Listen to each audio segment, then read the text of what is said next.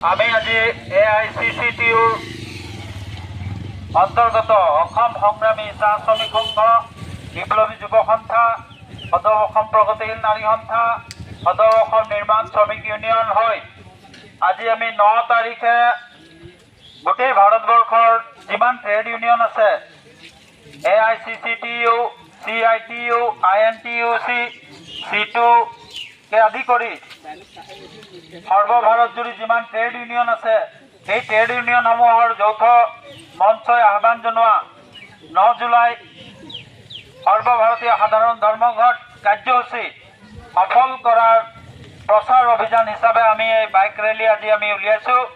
এই বাইক ৰেলীৰ যোগেদি আপোনালোকক এই ট্ৰেড ইউনিয়নসমূহৰ যি দাবী এই দাবীসমূহ অৱগত কৰা আৰু সেই দাবীৰ ভিত্তিত যি আন্দোলন, যি শ্ৰমিক কৃষকৰ যি ক্ষোভ, এই ক্ষোভ অহা 9 জুলাই তাৰিখে আপোনালোকে প্ৰতিবাদ কৰি ধৰ্মঘট কৰাৰ যোগেদি প্ৰকাশ কৰিব বুলি আমি এই বাইক ৰেলীখন আজি আমি উলিয়াইছোঁ। আমি আমাৰ দাবী অসমৰ খিলঞ্জীয়া মানুহক যি যুগ যুগ ধৰি অসমত বসবাস কৰি আহিছে, অসমৰ বিভিন্ন জনগোষ্ঠীৰ মানুহসকল যি ইয়াত স্বাধীনতাৰ আগৰ পৰাই বসবাস কৰি আহিছে, এইসকল মানুহক আজি দিনক দিনে এই বিজেপি চৰকাৰখনে নিজৰ ঘৰৰ পৰা, ভেটিৰ পৰা, মাটিৰ পৰা উচ্ছেদ কৰিবলৈ আৰম্ভ কৰিছে। খেতি মাটি উচ্ছেদ কৰিছে, কঠীয়াতলি উচ্ছেদ কৰিছে, ঘৰ ভাঙি দিছে। গতিকে আপোনালোকে ডেইলি বুলডোজাৰ লগাই ঘৰ ভঙা কাৰ্যসূচীসমূহ প্ৰত্যক্ষ কৰি আছে।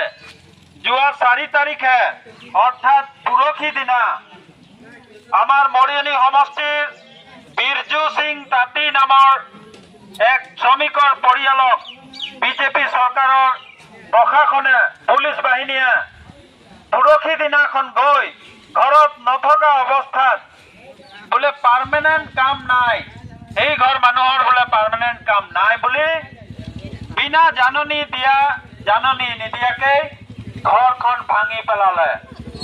আপোনালোকে ফেচবুক, নিউজ ইত্যাদিত আপোনালোকে গম পাইছে নিশ্চয়। বিৰজু সিং তাঁতী নামৰ মানুহজনৰ ঘৰ পৰহি 4 তাৰিখে ভাঙি পেলোৱা হ'ল।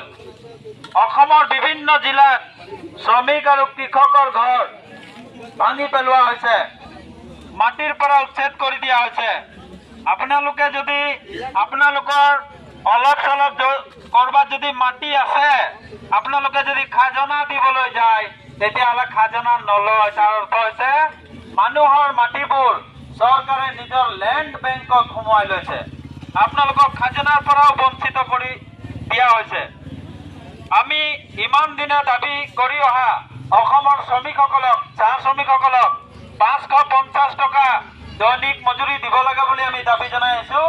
কিন্তু আজি পৰ্যন্ত এই চৰকাৰে 9টা বছৰ পূৰণ কৰাৰ পিছতো মাত্ৰ 350 টকা দাবীটো, এই পুৰণা দাবীটোকে পূৰণ কৰিব নোৱাৰিলে।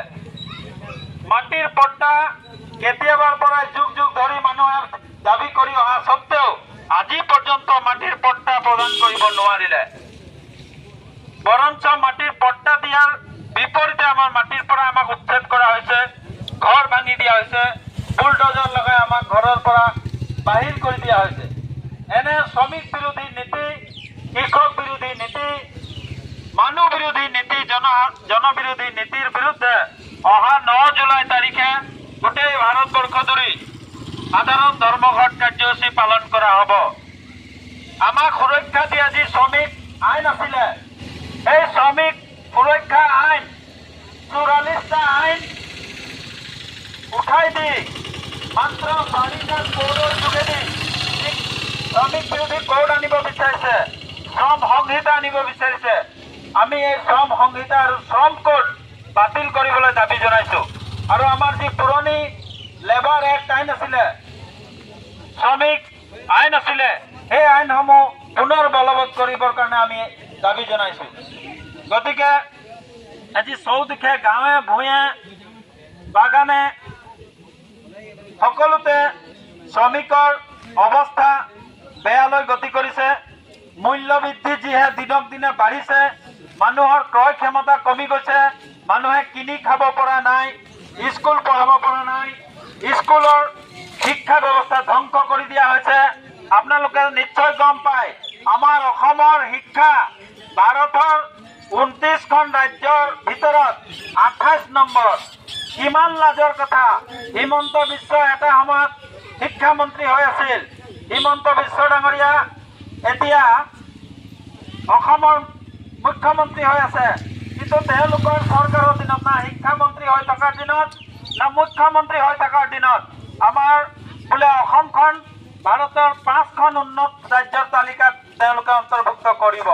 কিন্তু অতি পৰিতাপৰ কথা, এতিয়া শিক্ষাৰ ক্ষেত্ৰত ভাৰতবৰ্ষৰ 29খন ৰাজ্যৰ ভিতৰত আমাৰ অসমখন হৈছে 28 নম্বৰ আৰু 29 নম্বৰত আছে মেঘালয়। চৰকাৰখনে কৈছে বোলে আমি মেঘালয়ৰ ওপৰত আছো। হাঁহি লগা কথা। তল ফালৰ পৰা 2 নম্বৰত আছো আৰু তেওঁলোকে কৈছে আমি শেষ হৈ যোৱা নাই নহয়, লাষ্ট নম্বৰত নাই নহয়, আমিতো এতিয়াও মেঘালয়ৰ ওপৰত আছো। মেঘালয় বোলে 29 নম্বৰত, আমি বোলে 28 নম্বৰত। কিমান নিৰ্লজ্জভাৱে ক'ব পাৰিছে যে শিক্ষা গুণোৎসৱ পাতি বোলে শিক্ষাৰ মানদণ্ড উন্নত কৰিব। গতিকে না শিক্ষা উন্নতি হৈছে, না শ্ৰমিকে নিজৰ প্ৰাপ্য অধিকাৰ পাইছে, না যুৱকে সংস্থাপন পাইছে, না মহিলাই সুৰক্ষা পাইছে, না কৃষকে নিজৰ খেতি কৰিব পাৰিছে। চব ফালৰ পৰা আক্ৰমণ দিনক দিনে বাঢ়ি আহিছে।